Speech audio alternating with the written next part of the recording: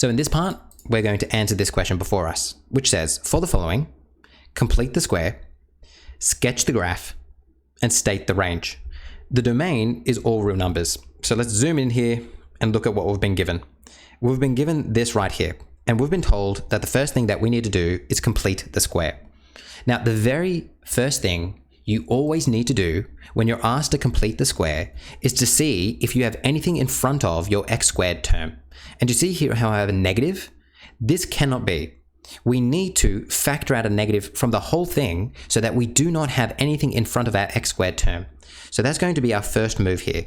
I'm going to factor out a negative from the whole thing, which means I need to change these signs like that. And now I don't have anything in front of my x squared term. It's by itself. Once we've done that, we're now going to complete the square of this part right here, and then just keep this negative always on the outside. So let's keep on going now. X squared, that's a funny looking square. Remember, the way in which we do this is we halve this term, then we square it. And then, because we're going plus 4 on 2 squared, we need to now minus the same thing. Otherwise, we would be changing our original rule. So that's why you always do plus and minus when completing the square. And then we've got this plus 5 on the end here. We keep on going, making sure to keep this negative out the front. This is x squared minus 4x plus 2 squared minus 2 squared plus 5.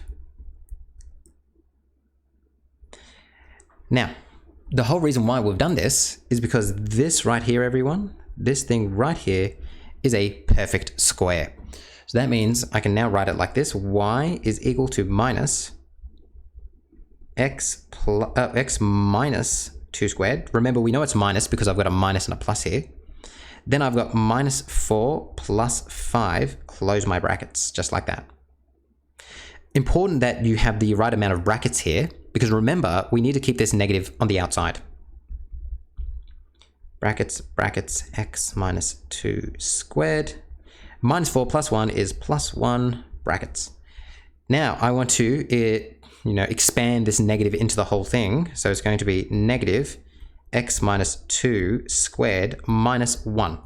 And just like that, I have completed my square. So let's zoom out here. That took us some time, but it's some important revision, and that should have been revision for us.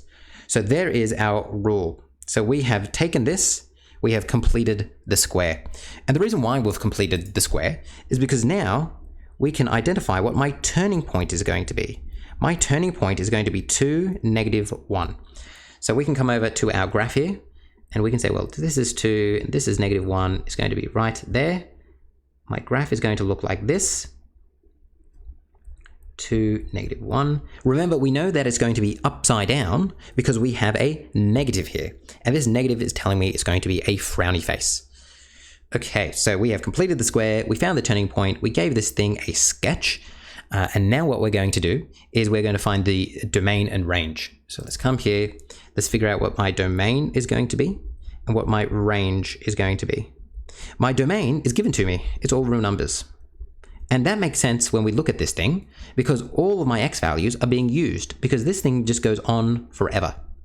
My range, on the other hand, we have to be a bit more discerning. Remember that your range is your possible y values. So we're going to think about what my y values can be in this case. My biggest y value that I can have is negative 1. Negative 1 right there.